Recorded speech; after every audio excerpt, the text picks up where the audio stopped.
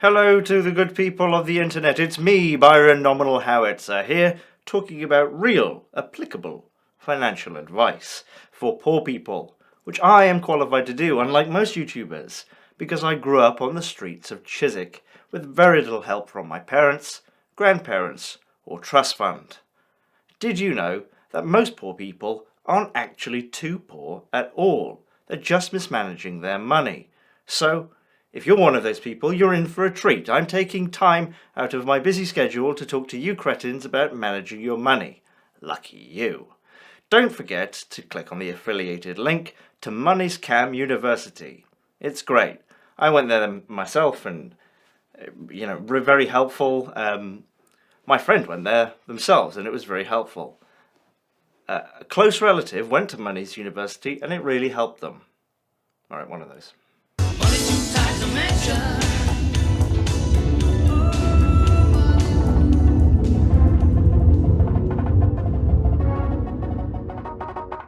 Don't think you're spending too much money?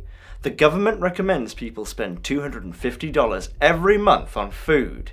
But financial genius and brother-in-law of a close friend of mine, and I hope good friend of mine too, Dave Ramsey, cracks this with his very own brand of ramen noodles for 10 cents a pack. That's 3 meals a day for 30 cents. Food costs for a year under $1,000. Take that, Uncle Sam, telling me what to do. If you do that from birth, you can afford a down payment on a 2-bedroom in Cincinnati at 28. A homeowner at 28. What's the problem, people? In fact, my good friend Dave Ramsey has just launched his baby formula-based Let Them Eat ramen noodles for babies who might be the Gordon Geckos of the future. Let them eat ramen. It's not for normal babies. And then we'll just Photoshop the final product when they've finalized that. Another mistake I see poor people making is thinking they should rent while building up their bro stash. No. Paying rent is one of the biggest money drains for anyone. Even people who aren't poor should heed this advice. Never rent. Small condo in San Diego the wife doesn't know about strictly for storing your golf clubs, Shatner. In the long run, it's actually cheaper to buy it now and even make money renting it to other people who don't know any better. That's how the economy works. You should do anything and everything not to rent. Couch surf. Cash in that favor with your fraternity brothers and borrow a guest house.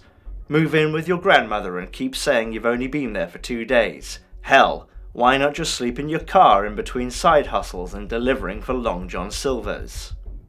You don't need to sleep. You can sleep on your way to your next job. In times of nuclear war, soldiers in bunkers would hot bed, meaning beds would be shared between 3 or 4 people. One guy gets out, the other guy gets in.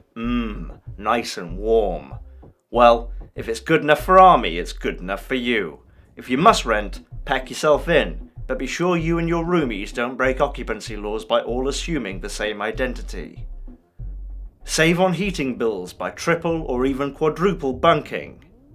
Don't just flush your own feces away, put it in a bag until it's cold. Let it warm up your apartment. Why waste it? Another good alternative to renting is buying and living in a van, which can be supplemented by making I live in a van fetish content for YouTube. The main audience is middle class and aspirational people who fantasize about killing somebody who lives in a van. A mistake some people make here is driving the van, but that means gas costs and maintenance. Instead, just put the van on bricks and film different sides. Don't bother kitting the van out with all mod cons, as Let Them Eat ramen can be eaten out of the packet, and you live in a van, get a grip.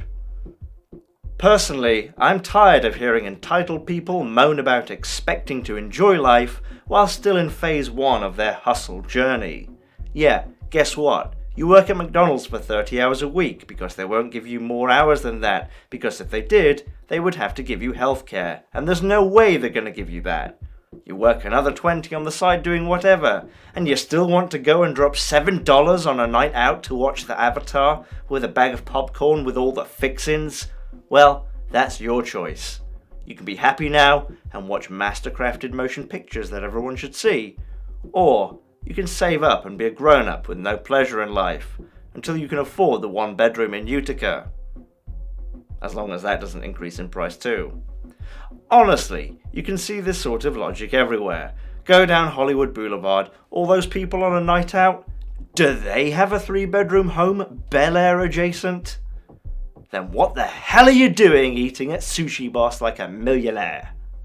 Close acquaintance of mine, Angelina Jolie, always leading by example for the poor, even though she's got loads of money, recently cut out avocados, Netflix, and Starbucks. And looking at my own budget, doing the same would save me $27,000 a year, proving that it's the little things that add up. $27,000 a year. That's like 3 vacations. Still can't make it work after cutting out rent and non-ramen sustenance, which, no, people, it's not the economy.